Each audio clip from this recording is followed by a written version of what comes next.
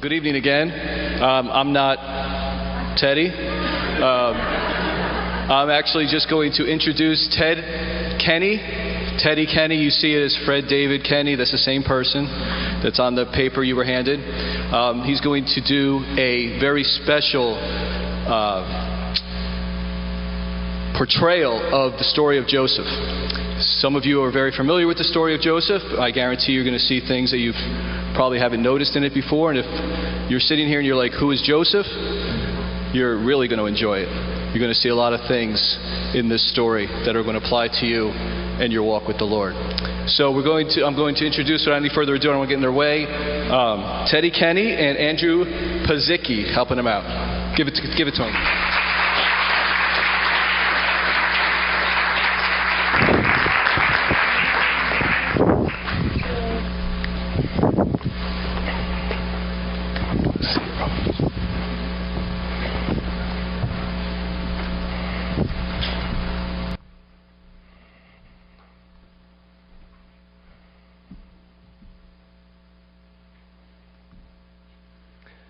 I am in charge of all that I see. Not a hand nor foot moves in all the land without my word. I am equal to Pharaoh himself.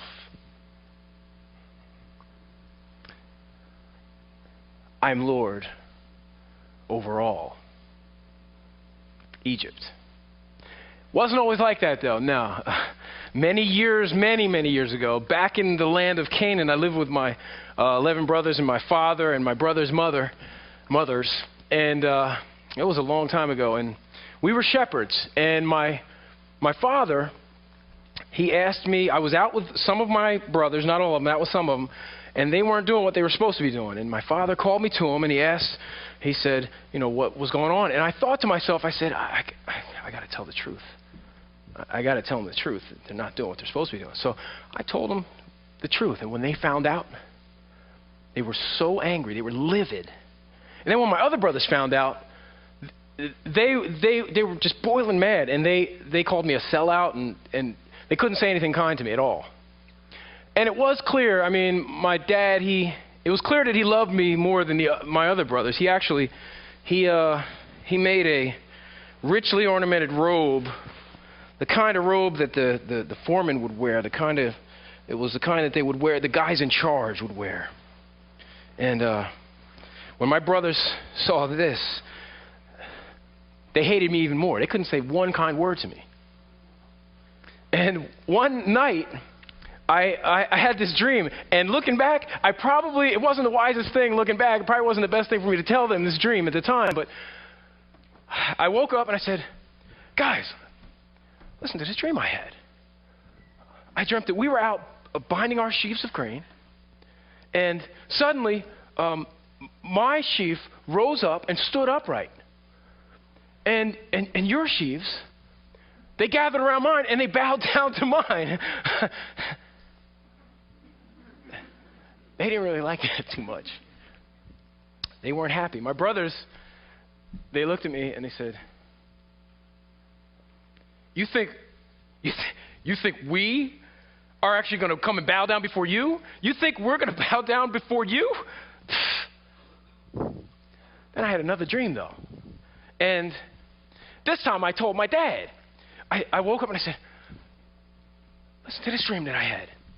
This time I dreamt the sun and the moon and 11 stars all came and bowed down before me. My father, he said,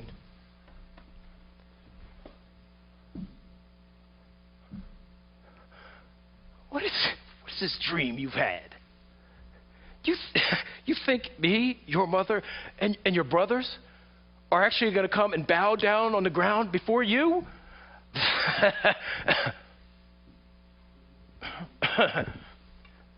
He never forgot, though. He always kept that in mind.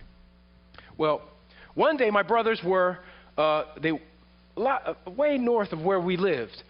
They were shepherding the flocks that we had. We were shepherds. And my father, he sent me to them.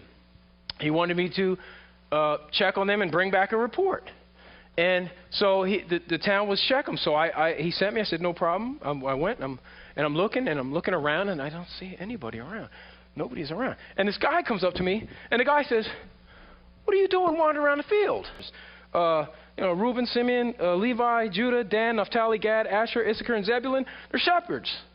And the guy said, I heard one of them say, let's go to Dothan. So I said, thank you very much. And I went up to Dothan, and I started walking to Dothan. What I didn't know was that my brothers saw me before I saw them. They were shepherding the flocks.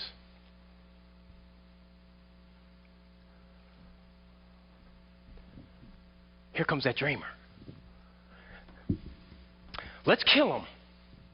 Let's kill him and throw his body in one of these cisterns. The cistern right there, it's got to be like 18 feet deep.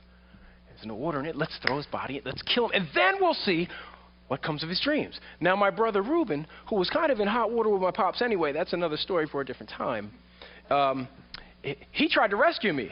He said, no, listen. Throw him in the cistern, but don't shed his blood. Don't harm the boy. Don't harm the boy.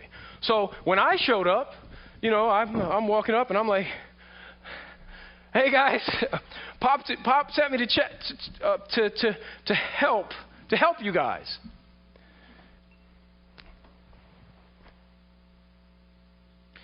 And they grabbed me, and they ripped off the richly ornamented robe that my dad made me, and they threw me into the cistern, right? And I looked at Judah, and I looked at my brothers, and I was screaming at the top of my lungs. I was like, Judah, come on, Simeon, don't do this. What are you doing?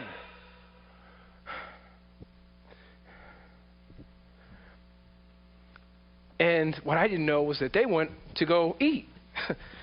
After they did that, they sat down to eat, and my brother Judah, we were eating, he said, you know what? We probably shouldn't kill the boy. I mean, after all, he is our own flesh and blood. Besides, what benefit is it going to be for us if we kill him? Let's sell him to the Ishmaelites and the Midianites, the traders. They're coming this way. Let's sell him. Let's sell him. So, I'm down in the cistern, and all of a sudden a rope hits me, and I'm like, oh.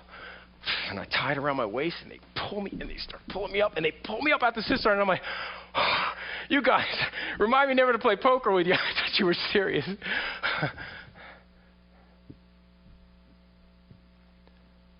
And they took me, and my brother sold me for like a handful of silver. And I looked right at Judah. I looked him right in the eyes, and I'm like, why are you doing this? Why? And I was screaming at the top of my lungs, and my brother sold me. So I went away, and then my brother Reuben wasn't here at the time. My brother Reuben's the oldest. He wasn't there when that went down. And he comes back, and he's like, where's the boy at? Where's the boy? They told him what they did. He's like, now what am I going to tell Father? What am I going to tell him? So then they took an animal, and they killed it. And they took the robe my father made, and they dipped it in the blood of the animal, and they went to my father. And they said, Father, is this your son Joseph's? And my father said,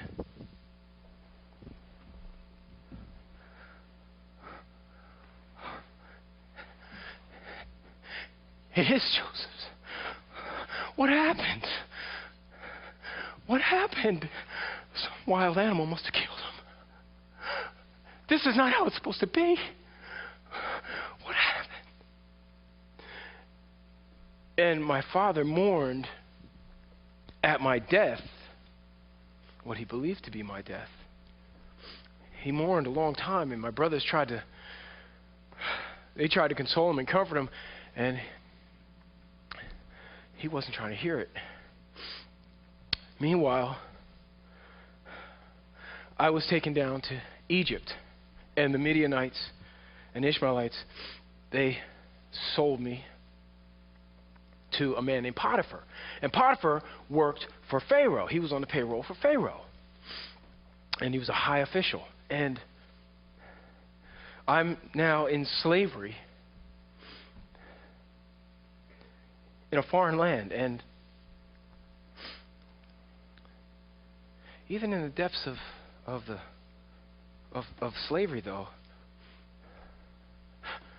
Elohim, God, the God of my father, he was with me there. Everything that I put my hand to was being blessed by God. And Potiphar saw this. Potiphar took notice of this. And Potiphar started putting me in charge of things. And next thing you know, Potiphar put me in charge of his entire household. I ran everything. This guy, the only thing he had to worry about was what he was going to eat that day. I took care of everything. He didn't have to worry about anything. And you know what?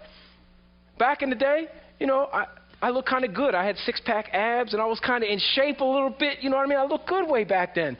And his wife took notice of me. And every day she started hounding me. Every day. Come to bed with me. Come to bed with me. Come to bed. And I'm like, oh, my goodness, I can't. And, I mean, this was way before sexual harassment claims. Who could I go to? And every day. And I should have known, looking back now, I know it was a setup. Looking back now, though, I know it was. At the time, I'm thinking, no, I'm going in to do my work. Nobody's around. And I'm thinking, everybody must have gone, all the servants must have gone over to Pyramid Depot or something like that because they've been having some sales lately. So I'm thinking that's why nobody's around. So I come in, and I do, nobody's around. I start my work. Guess who comes out? Yeah. Potiphar's wife. She comes out. Come to bed with me. Come on.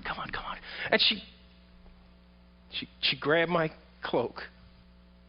And I said to her, I said, my master has put me in charge of the entire household, everything here, the fields and the house. He has not kept anything from me but you. And that's because you're his wife. Now, how can I do such a thing? No, I'm not going to sin against God. No. And she grabbed my cloak, and I took off out of there. That's when everybody comes back from Pyramid Depot. She comes running out the house with my cloak. This Hebrew, he tried to make sport of me. And then Potiphar comes home, and she tells him, this Hebrew slave you brought here has tried to make sport of me. Here's his cloak. And when Potiphar, when he saw that, he was furious. And Potiphar, he had me thrown in prison. I didn't do nothing wrong, all right? I did not do anything wrong. And in fact, I did the right thing.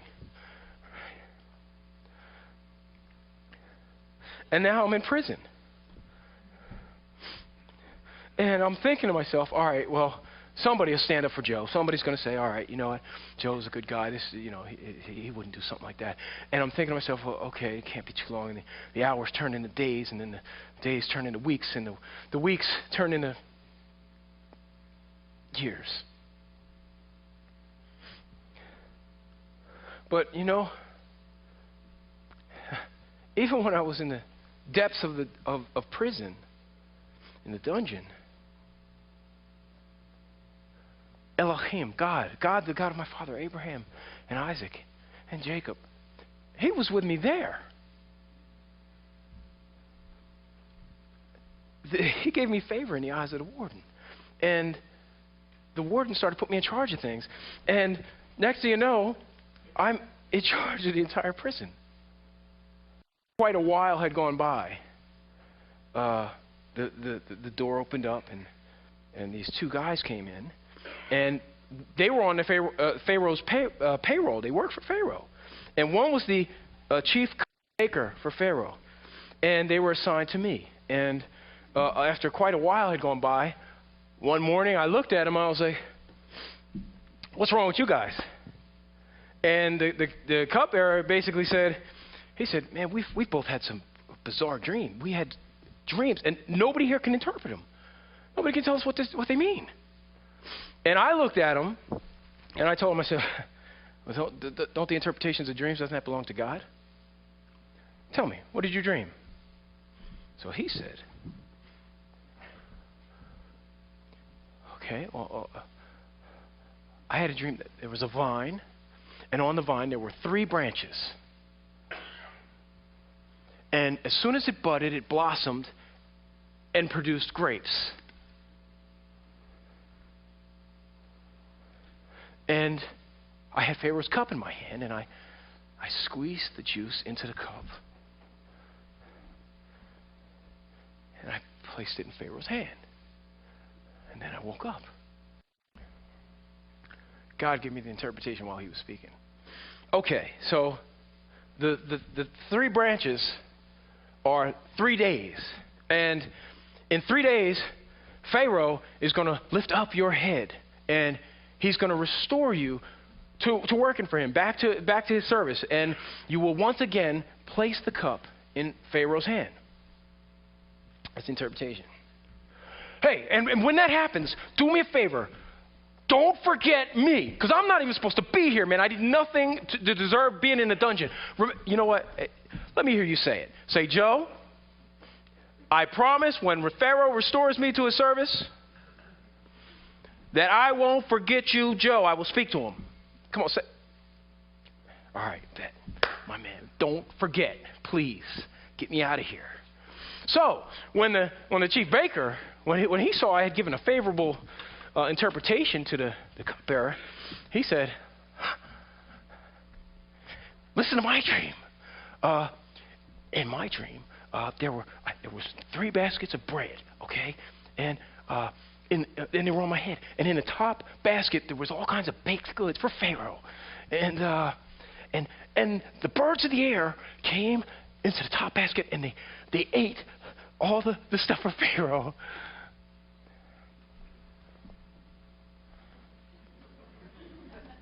God gave me the interpretation while he was speaking. You ever have to give somebody some real bad news? Okay. This is the interpretation. The 3 baskets are 3 days. And in 3 days, Pharaoh's going to lift off your head. And he's going to hang you on a tree. And the birds of the air are going to eat your flesh.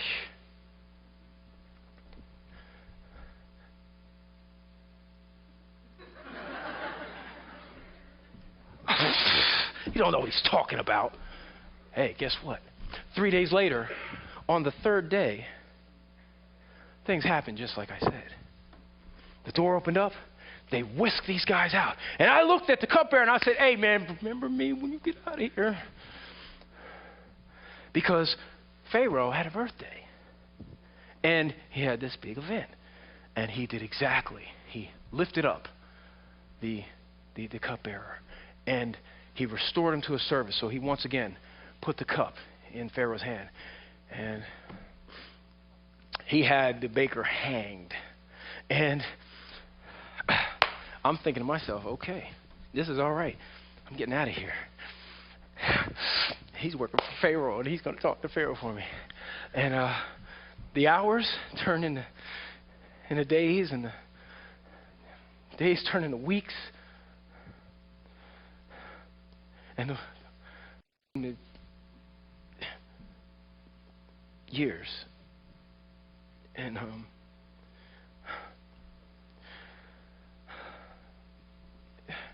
he forgot me.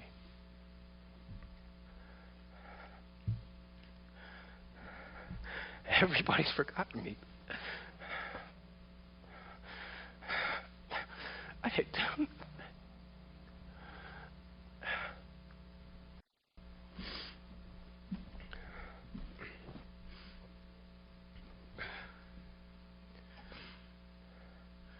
Lord, I trust you.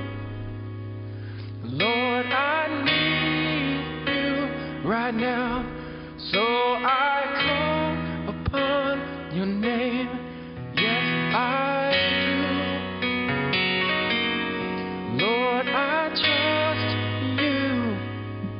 But I feel so alone right now. Feels like it's just me and you.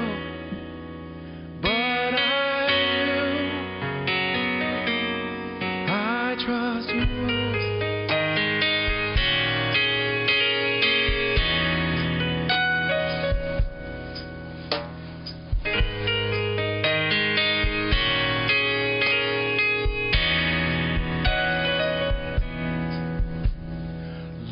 Do you remember my name? And Lord, don't you see my pain? I find it so hard to believe when my broken heart feels so grieved. If I could remember what the Lord had done for me, then I could remember what it was like to be happy. If I could remember what the Lord has done for me, yeah, then I could remember what it was like to be happy. Lord, I trust you. Lord, I need you right now. So I call upon your name. Yes, I do. Lord, I trust you. But I feel so alone right now. Feels like it's just me and you. But I do. I trust you.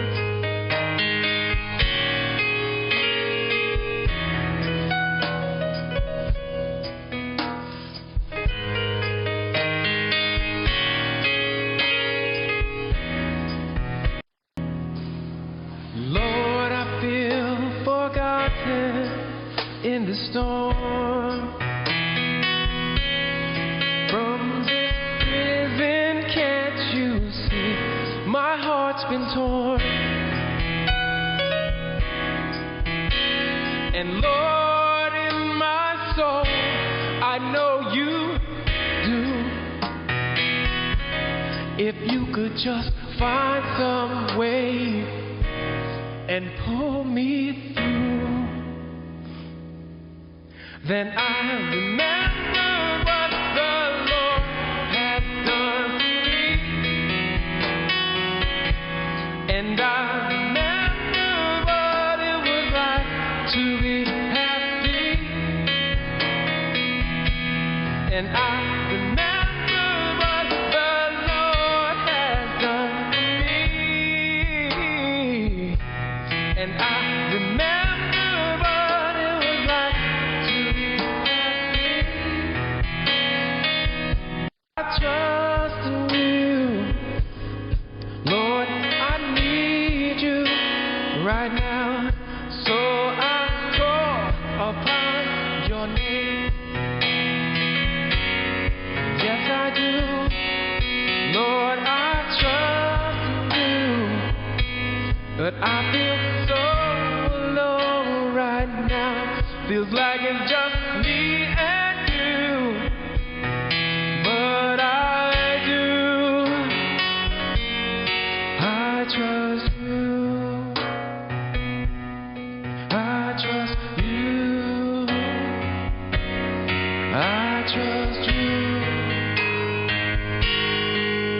'Cause I remember what the Lord has done. I trust you. I trust you.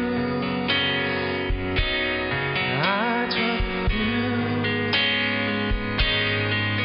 And I remember what the Lord has done. Lord has done. I remember what the Lord has done.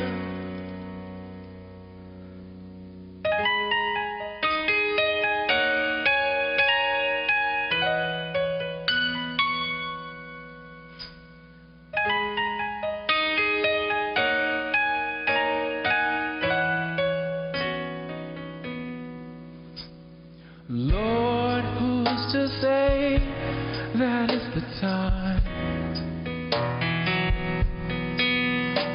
to break these earthly chains that bind.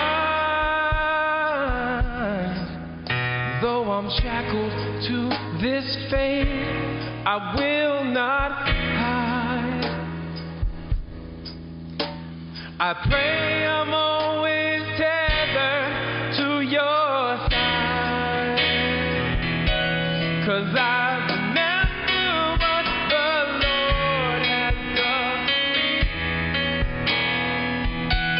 and I remember what it was like when I was happy, and I remember what the Lord has done for me. And I remember what it was like to be happy, yeah, yeah. And Lord, I trust you. And Lord, I need you right now.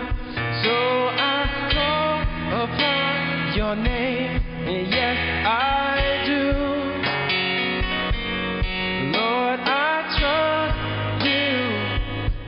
And I don't feel so alone right now, if it's just me and you. Then I trust you.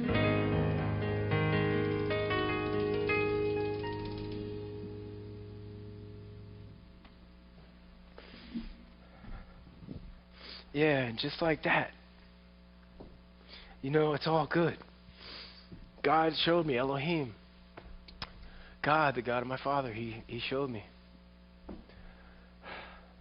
that if he's with me, as long as you're with me,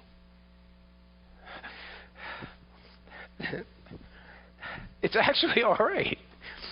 As long as you're with me, then it's okay. It's cool. As long as you're with me. Just then, though, the door opens up, and they come to get me. They came to get me, and they whisk me out of the prison, and they wash me up, and they put new duds on me, and they shave my beard. My beard was like this, man. I look like Phil from Duck Dynasty.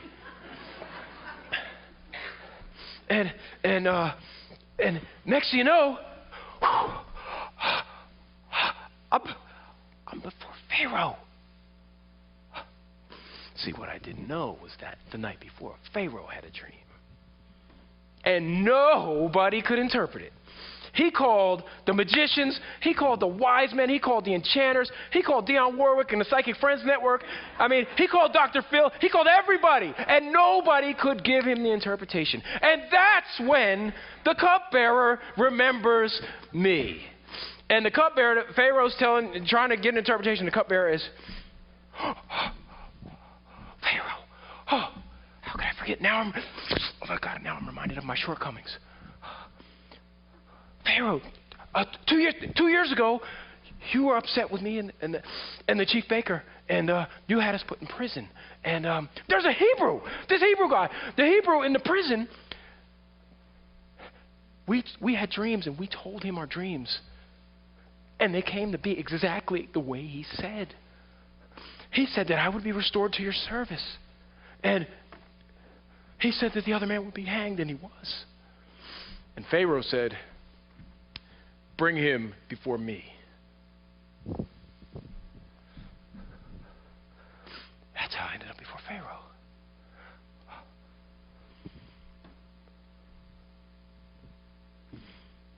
I had a dream, and no one can interpret it. But I'm told that when you hear a dream, you can interpret it. I can't do it. But God will give Pharaoh the answer he desires.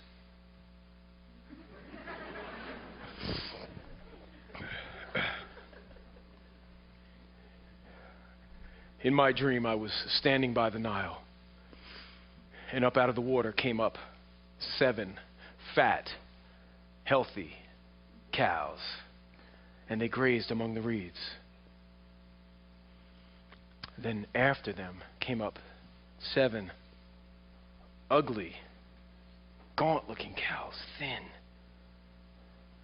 I'd never seen such ugly cows in all of Egypt. And the 7 ugly cows ate up the 7 fat cows. And when they had done so, you couldn't even tell there were 7 fat cows. And the 7 thin, ugly cows looked exactly the same. Then I woke up. Then I had another dream. On a single stalk, there were 7 plump, healthy heads of grain. Then after them came up 7 ugly, worthless heads of grain. They looked like they'd been scorched by the east wind.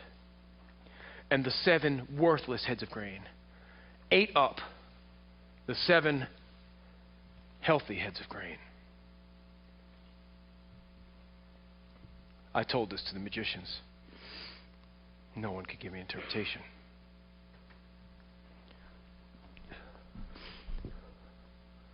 God gave me the interpretation while he was speaking. Pharaoh, the dreams are one and the same. God has shown Pharaoh what he's about to do.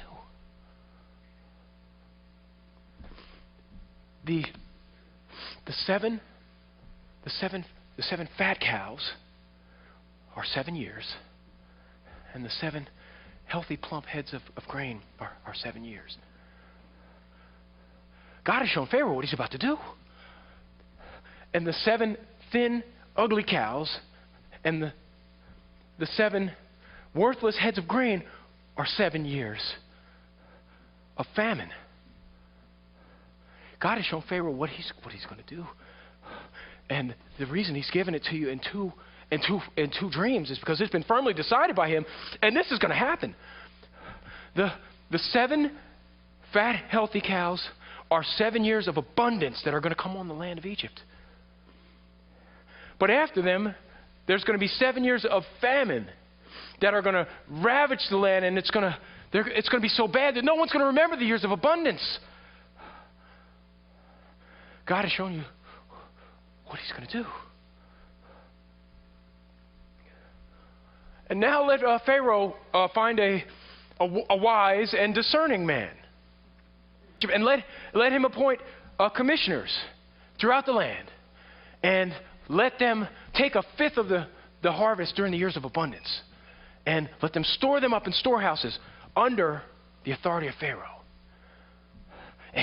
And well, what we're going to do is if you let this man, you let him appoint governors and build these storehouses, he will store all the grain up that is required so that the country won't be ruined.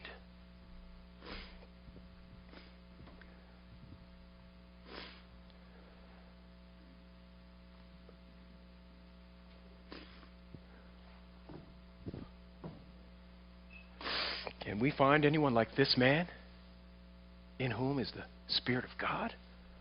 Since God has made this known to you, there's no one wiser than you.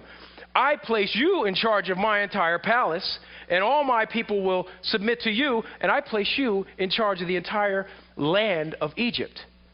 Only with respect to the throne will I be greater than you. I am Pharaoh, yet I say not one hand or foot in all the land will move without your word. Then Pharaoh, he took off his signet ring, and he put it on my hand. And then he put a gold chain around my neck, and he put royal robes, fine linens, put fine linens on me, dressed me in great duds. And then he had me ride as his second in command in his chariot. And let me tell you, his chariot is hooked up. He's sitting on 22-inch chrome rims, tinted windows, a sound system, and we went riding throughout Egypt. And people went ahead of us and said, make way, make way.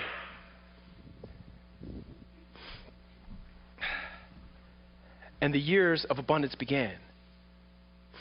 And Pharaoh gave me a bride. And God, Elohim, he gave me 2 children by this bride during this period of time. And the first one I named Manasseh, which means God has helped me to forget all the trouble of my father's household. The second one we named Ephraim, which means God has made me fruitful in the land of my suffering. And I went throughout all the land, and I stored up grain in the storehouses. We stored up so much grain, they couldn't even count it. There weren't even numbers. They just stopped counting. We stored up so much grain during the harvest, the abundant years, couldn't even count it. And then the 7 years of abundance came to an end. And the years of famine began. And the years of famine were pretty rough. The whole world, there wasn't food. But there was food in Egypt. And then when the food in Egypt ran out, the people all went to Pharaoh. And they said, give us grain to eat. We're going to die.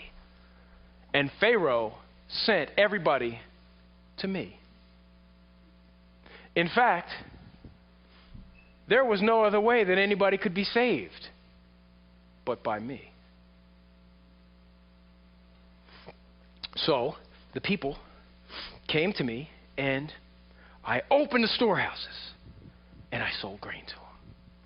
And I began to sell grain. This is during the years of famine. And I'll never forget this part because I had just taken my credit card, given it to my servant, and told him to go down to Trader Joe's to pick me up some of that organic soup that I like so much. And I had just told him to go down there, and I was doing my paperwork, and people would come. They came to buy grain from me, and I'm doing my paperwork. And I'm working on my paperwork. And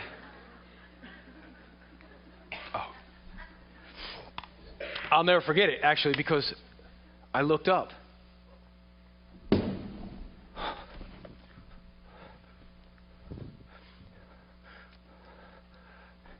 And I saw my brothers. I felt like I was 17 again. I looked right at Judah. He looked at me, and he didn't recognize me. They all didn't recognize me. Then they came, and they bowed before me. That's when I remembered my dreams. I spoke to him through an interpreter. Where are you from? We're from the land of Canaan. We've come to buy grain. I think you're spies. You've come to spy out our land. Oh, no, my lord. We're honest men. We're honest men. We're 12 sons of your servant, our father. He's off in the land of Canaan with our youngest brother, and the other one is no more. But we're honest men. No. Huh. I think you're spies. I think you've come to see where our defenses are weak. That's why you've come. You say you're honest men. Okay. This is how we're going to see if your words are true or not. One of you will go back and bring this youngest brother of yours before me, so your words may be verified. That's what we're going to do. The rest of you will be put in prison here. And so I had them locked up for 3 days. And on the third day, I went to them. And I said, do this and you'll live, for I fear God. Go back. One of you is going to stay with me. Let one of you stay with me as my prisoner. Go back to your aging father. Take the grain and take supplies. But I tell you, as surely as Pharaoh lives, you will not see my face again unless you bring your youngest brother here before me. And my brothers, they turned around at each other and said, this is happening because of what we did to Joseph so long ago. That's why this is happening. And my brother Reuben told him, he said, didn't I tell you not to harm that boy? Now we got to give an account for his blood. They didn't know that. They didn't know I could understand what they were saying.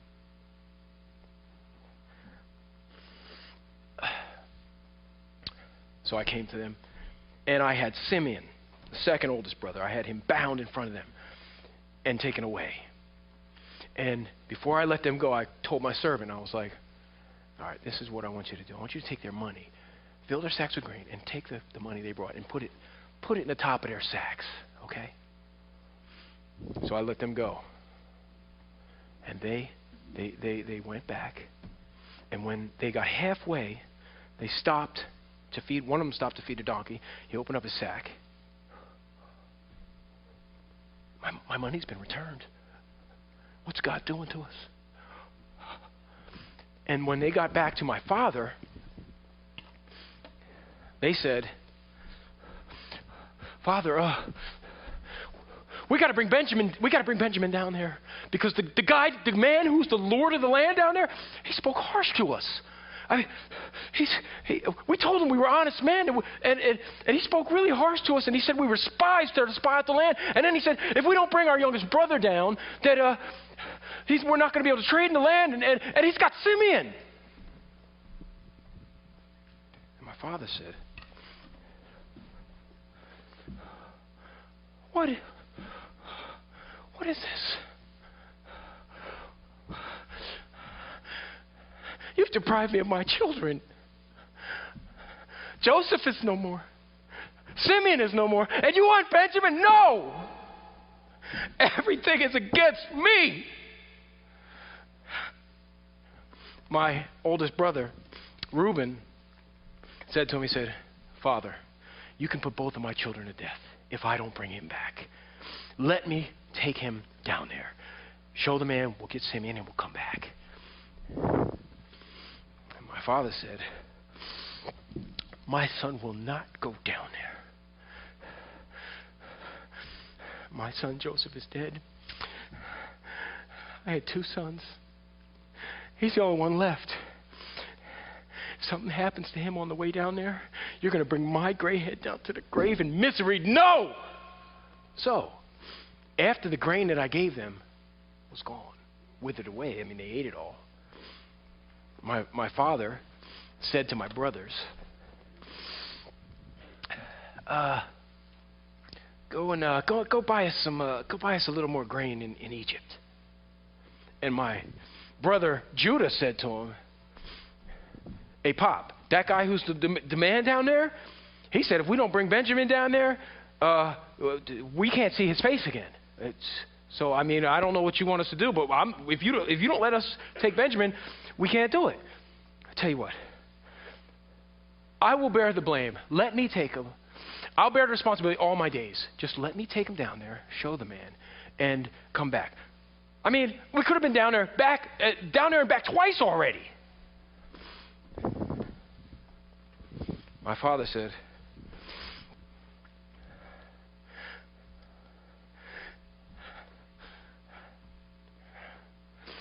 all right, if it must be like this, then take the money that was in your sacks from the first time.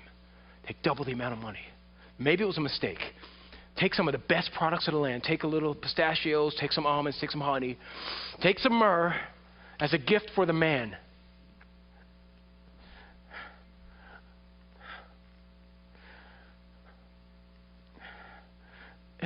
And take Benjamin. And if I'm bereaved, I'm bereaved. So my father let them take Benjamin. So I'm sitting down there. I'm back in Egypt, and I see him coming. I tell my servant, okay, that's what I want you to do. I want you to go to my house. Get the animal. I want you to slay the animal, and I want you to prepare it. We're going to eat at my house at noon. And my brothers, they came, and then when they got to my house, they told my servant, they said, hey, we want to bring the money that we had from the first time. We brought double the money. And my servant said, it's okay, it's okay. Your God has given you treasure in your sacks. So they come in, they bow down before me. And when I saw my own mother's son, my brother Ben, I said, is this the youngest one you told me about?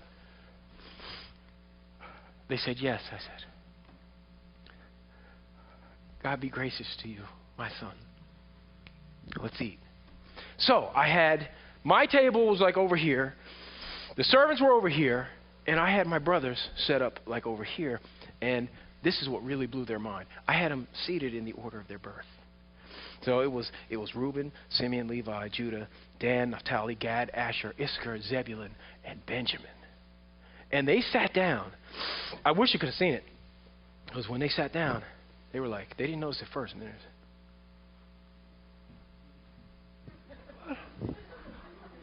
what's going on? And we ate and we drank, and then it was time for them to go. I also had Simeon brought out, of course. And it was time for them to go. And before they went, I told my servant, I said, all right, this is what I want you to do this time. Put their grain back in their sacks and get my cup. Yeah, that one. Put it in the top of the youngest one, Benjamin's sack. I'll tell you what to do. All right, so sent them on their way. And they left. And then I told the servant, after they had gotten away from the city, go after them. You know what to do. So my brothers are on the way home, and they're like, they got grain, they're full, they're on the way home, and the servant rolls up on them, and he says to him, what is this you've done? Why are you repaying evil for good? Don't you know my master can find out things through divination? And my brother's like, what are you talking about, man? What? What's going on? And the servant said, one of you has stolen his cup. And my brother said, hey, if somebody stole his cup, he's going to die and we'll be your slaves, man. Nobody stole anything. And the servant said, okay, let it be as you say. Whoever has the cup will be my slave. And so they started from the oldest to the youngest. And Reuben untied his sack. Nothing. Simeon, Levi, Judah, Dan, Naphtali, Gad, Asher, Issachar, Zebulun. When it got to Benjamin, he went to untie his sack.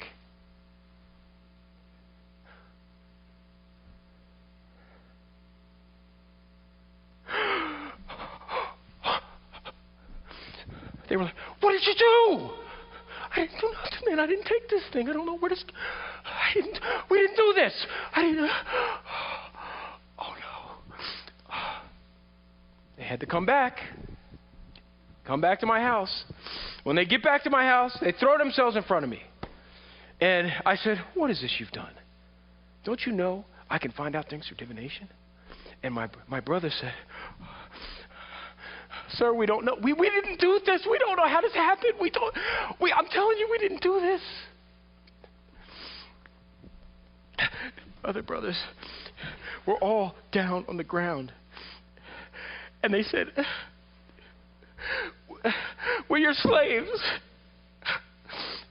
We're your slaves. And I said, no, far be it from me to do such a thing. Only the one who has my cup is my slave.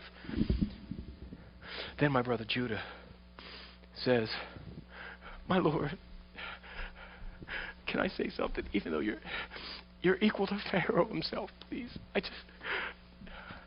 When you asked us, do we have an aged father and a younger brother? And we said, yes, he's in the land of Canaan. You told us we had to bring him down. We told my father who was aged, we told him, we said, look, we had to bring Benjamin down to you. My father said, you know, my wife has given me 2 children. Joseph is dead, and he's the only one left. And if something happens to him, you're going to bring my gray head down to the grave. I personally vouched. I told my father that I would bring him back and I would bear the blame all my life. If I didn't bring him back, please, if my father, his life is bound up with this boy. If I don't bring him back, he's going to die. Please don't let him see my dad die.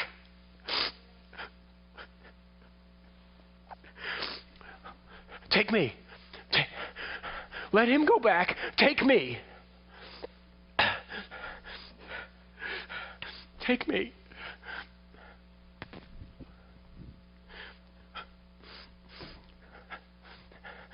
Have all the servants leave my presence.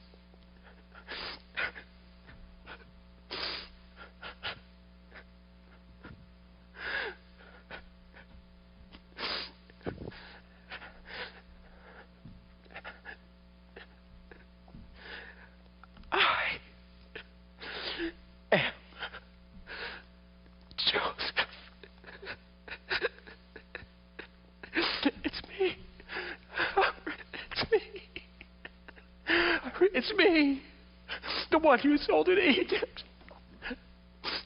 It's really me. My brother's like, what? I said, come close to me. Is my father still living?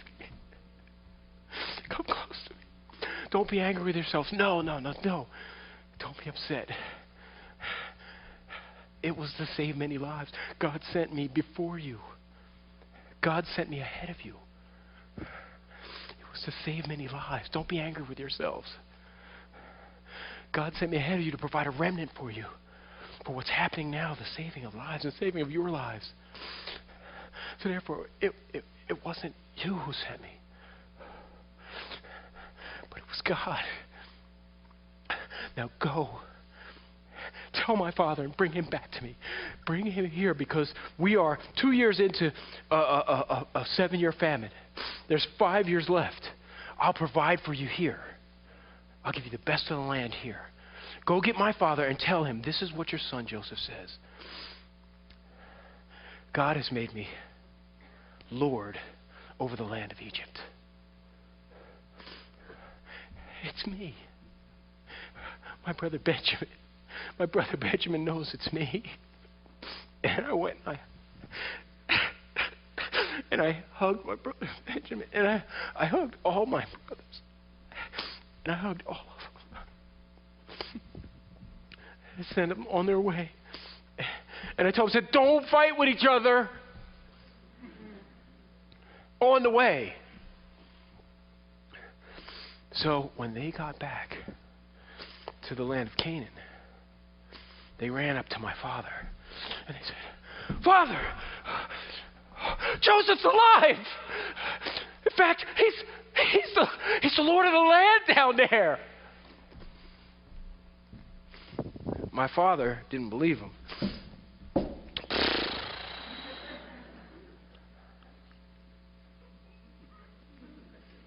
But when he saw all the carts and all the stuff, all the donkeys that I sent loaded with gifts from Egypt,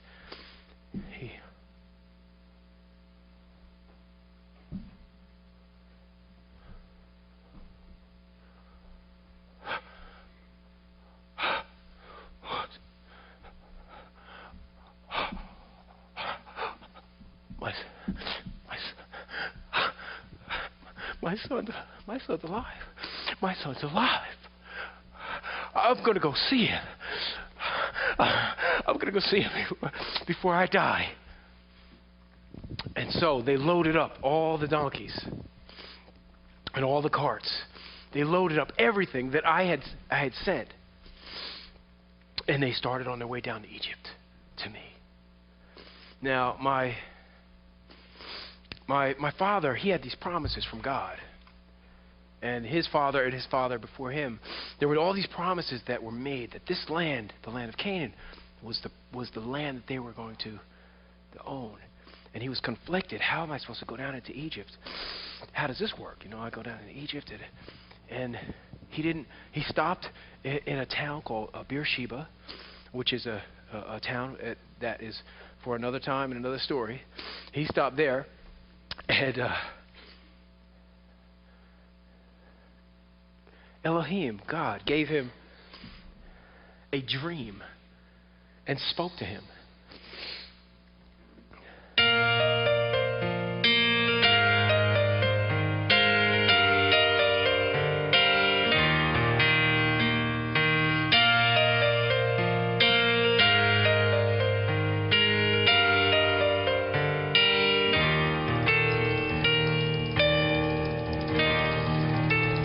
Jacob, don't be afraid to go down into Egypt. I will make you into a great nation there. And I will go with you. And I will surely bring you up out of there. And Joseph's own hand will close your eyes.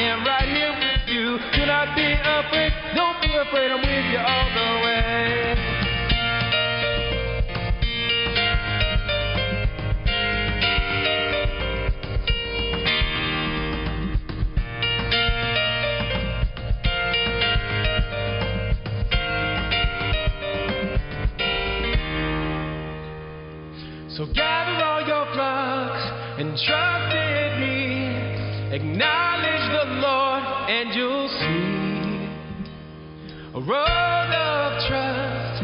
Travel with your heart to a land where we'll never part.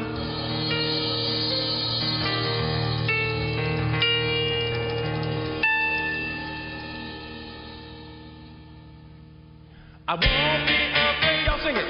I won't be afraid. Come on. I won't be afraid because he's with me. He's with me all the way. One more time. I won't be afraid. Come on.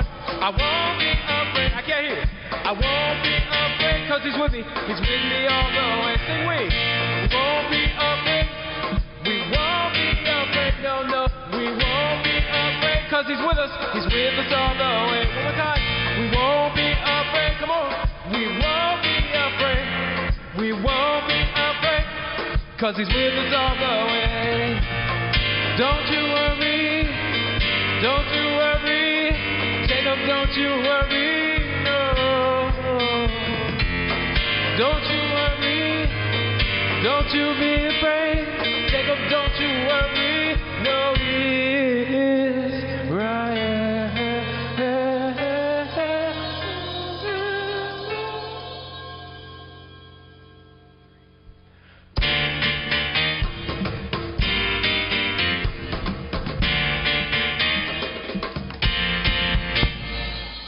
just like that.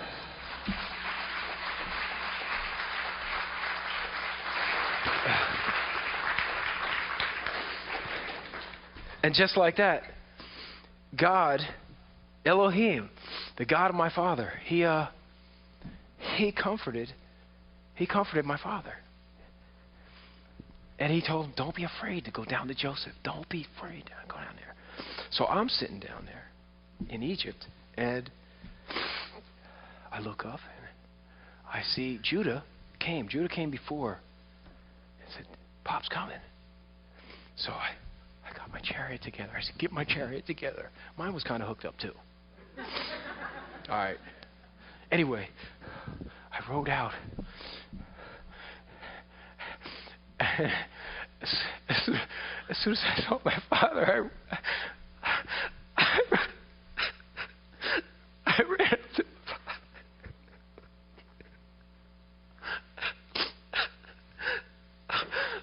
father. It had been 22 years.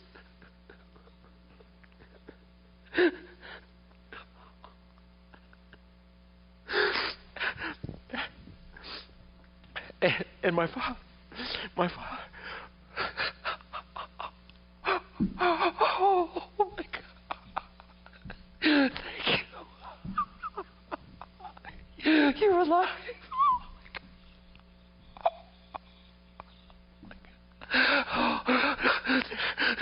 Now I can die. I said, you're alive.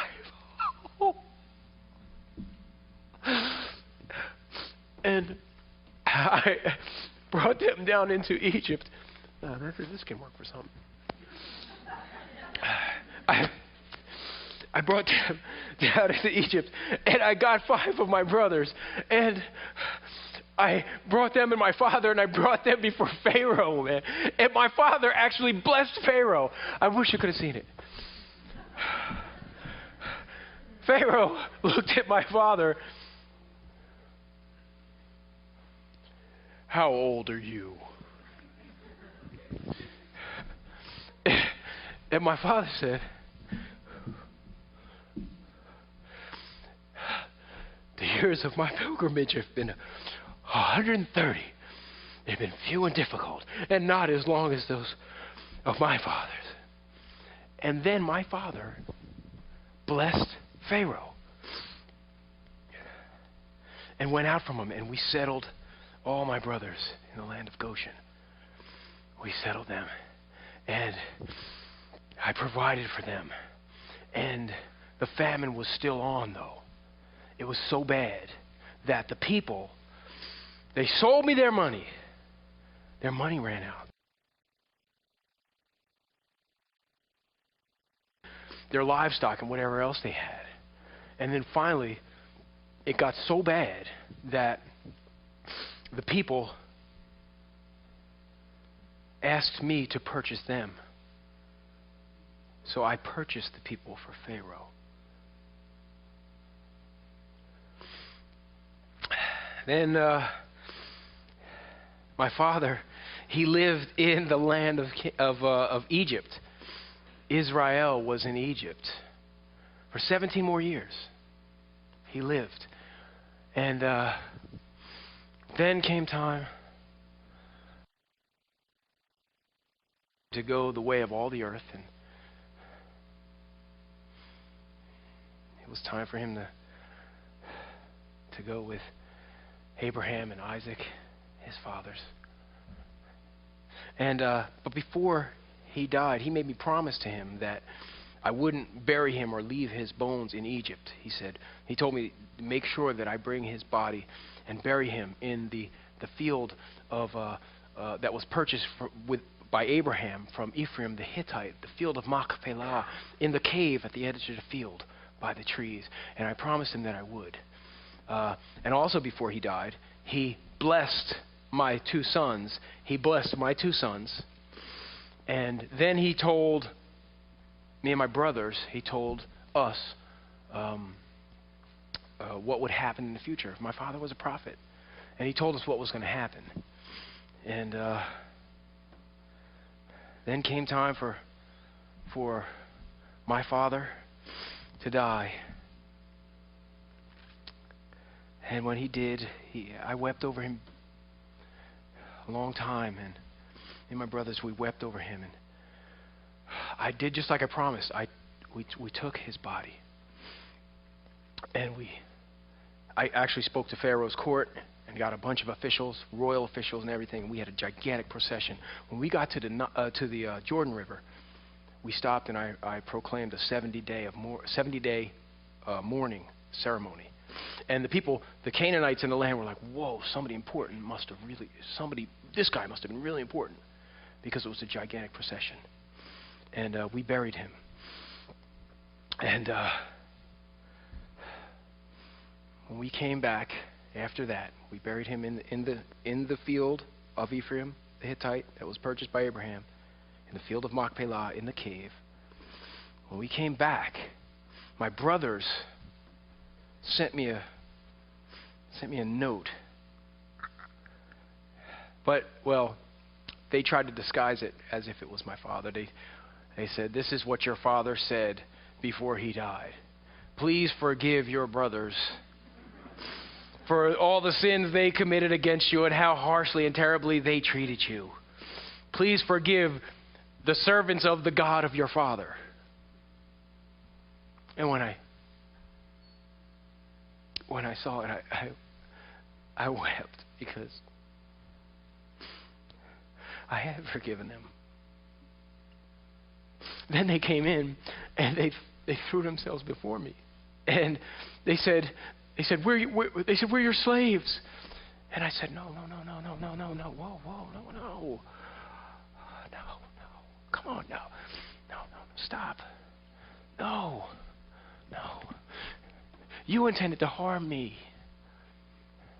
but God meant it for good, for the saving of many lives. What's being done now?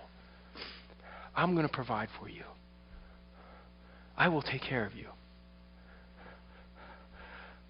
Don't worry. Today is the day that the Lord has made. Let's rejoice and be glad in it. I'm not going to harm you. And see, you might think, well, why are you so easy to forgive now that your dad is gone? You could hold a grudge, Joe. See, I never really told anybody this, but Elohim, I don't know if it was a dream or a vision. They saw it. What's the saying? Your young men will see visions, your old men will dream dreams. I guess I want to be young, so maybe I'll say it's a vision, but it might have been a dream. I saw somebody from our family, right? Far off. I couldn't see him now. I don't see him now, but I see him far off. And he's going to start his public ministry when he's about 30. Hey, that's when I started working for Pharaoh. I know about that. And he's going to present himself to his brothers, and his brothers are going to reject him. Don't I know about that? And this one that I can't make it all out. He's gonna die, and be raised to life again. And he's going to be raised to the right hand of the Majesty. Hey, I know all about that. And he's going to forgive sins. And he's going to have the ministry of reconciliation. This one who's coming.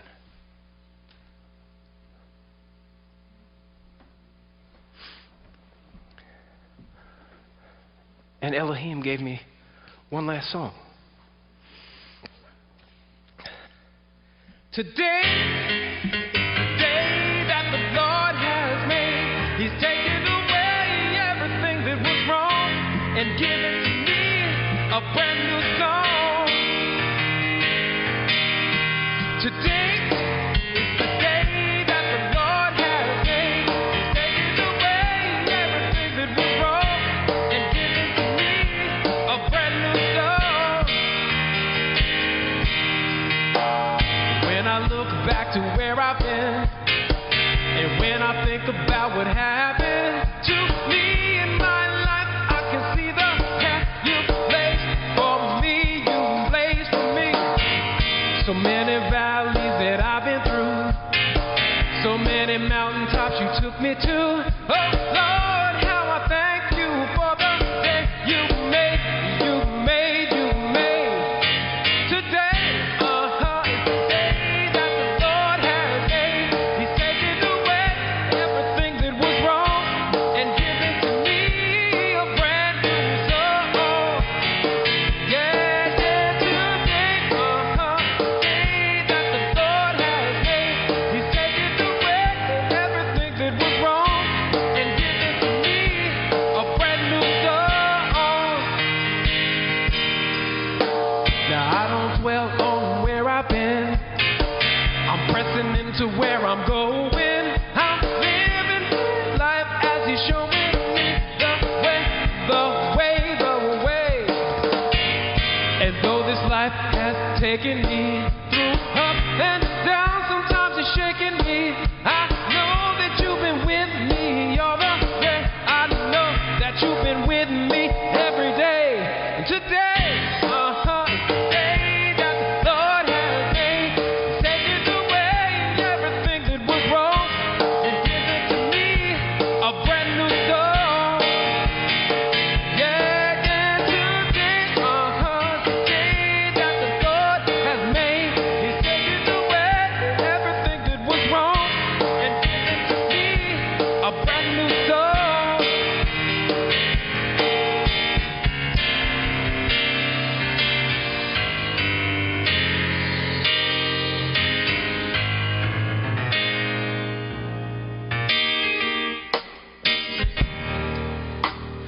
Lord, I want to thank you for giving me hope, giving me dreams. And Lord, I do believe. Through all my darkest days, you were with me every day. So I do say, trust in the Lord, trust in His name, trust in His name, and know that this is the day He made. Yes, it is.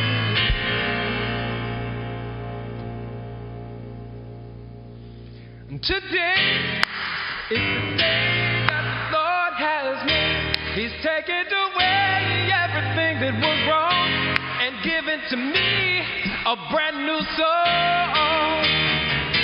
Yeah, today, is the day that the Lord has made. He's taken away everything that was wrong and given to me a brand new song. Today, is the day that the Lord has made. He's taken away everything that was wrong and given to me. He's given to me. He's given to me a brand new song.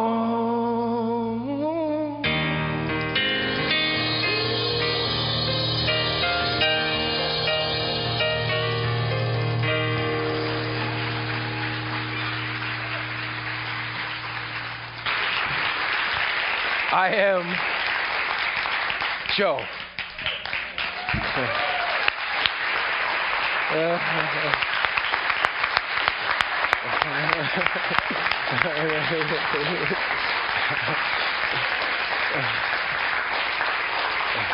Thank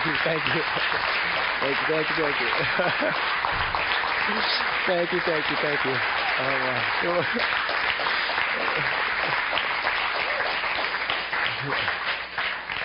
Andy and Teddy. Huh?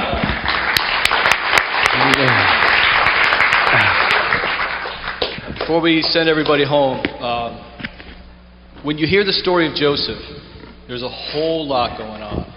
Teddy covered all of it. I know for me, when I studied Joseph, particularly when I saw his presentation for the first time a few weeks ago, you forget how long the man was suffering in all the different ways he was suffering. You forget, we turn the page when we read the story of Joseph. We don't experience years in prison. We don't experience our brothers selling us, throwing us in a pit. We read about it like, man, that must have stunk. And we turn the page. He didn't turn the page. That's the one, he couldn't turn the page. He couldn't know how it was going to end when he was going through those things. He's betrayed by his family. He's wrongly persecuted after being tempted. Thrown in a dungeon for years. Wrongfully treated at his job by his boss's wife. Wrongfully accused doing something he didn't do. Then he's forgotten again by people that just promised him that they would take care of him. All of us, one time or another, can relate to some of that. All of us can. And as Teddy pointed out at the end, we're fortunate that we get to know the end. We have a Savior who lives and takes care of us. All we need to do is accept that, is believe in that, and let Him work through us as we apply ourselves to living for Him. Psalm 53:2. And I thought this applied to the story of Joseph really well. God looks down from heaven upon the children of men to see if there are any who understand or act wisely, who seek God. God looks down from heaven upon the children of men to see if there are any who understand, who seek God. When we're going through these things, whatever yours might be, big or little, your little thing might be a big thing to me. And my big thing, you might be like, what's the big deal of that? But your thing is your thing. And when you're going through these things, you don't know ultimately how it's going to end. Just like Joseph didn't have any way of knowing how it was going to end. Seek the Lord. He is looking down for the people that are going to act wisely, who want to know God. He's seeking after you with everything that He has, just waiting for you to seek Him back. What we're going to do, we're going to close in a word of prayer. I'm going to have some of the guys, they know who they are, they're going to come up front. If you're going through something and you don't know how it's going to end, none of us do, but God does. You're going through something, it doesn't have to be any of the things Joseph went through, it could be your own thing that none of us even know about. Come on up, talk to one of the guys or ladies, let them pray for you. It might be years, it might be days, it might be weeks before that prayer is answered. We don't know. What was it, 22 years, Teddy?